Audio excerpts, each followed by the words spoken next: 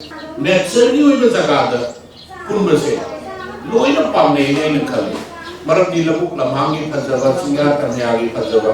Adom sumle to mijelai.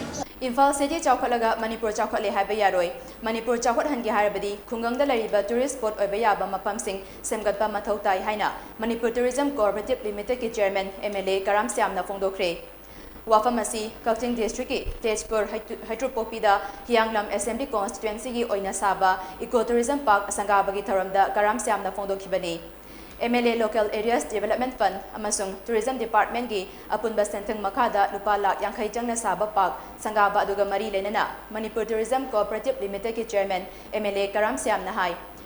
Manipur asi tourism gi lamda mahausa larembina tongan ba khudol kaya pirami. Hairiba khudol sing asi aikoina kanglon chumna sizinarabadi ngasi lamdam asida thabak phangdabagi isu yauna atay maru oiba isu kaya gi warosin purupa ngamduna lamdam asigi setmilon dasu achoba thaudang purupa ngamgani. Loinana miyanggi mihut sing nasu lengakna miyanggi damak thadarapa tongan ba kanaba sing miyamda mapung fana yohanba mathou tai hainasu MLA Karam Shyam na makatana phongdokhi. Fal manung kar chaokhatpa na Manipur chaokhatle haiba yaroi. Naturally, we jagada kunbase. Loina pamne ne khali. Marab di labuk lamhangi phajaba shemgatpa nyagi phajaba. Adom sumle to mijelai.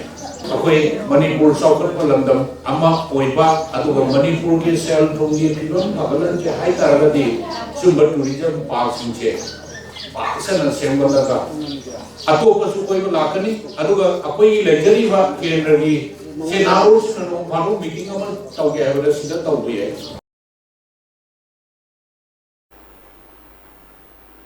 Tharamadugi matangda Hianglam ACG MLA Dr. Y. Radesham Nahai ngasi sangariba tourism park asina AC ACG thabak phangdriba naha kaya senthok lambi lehanbagi matakta miyamgi pukning wakal pothafam amasu oiragani.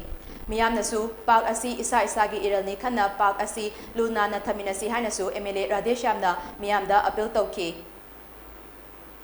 Saling mati lamai jom nasu salingi thanon du salingi kampung du salingi atok pasin nungai kun doi salingi ya.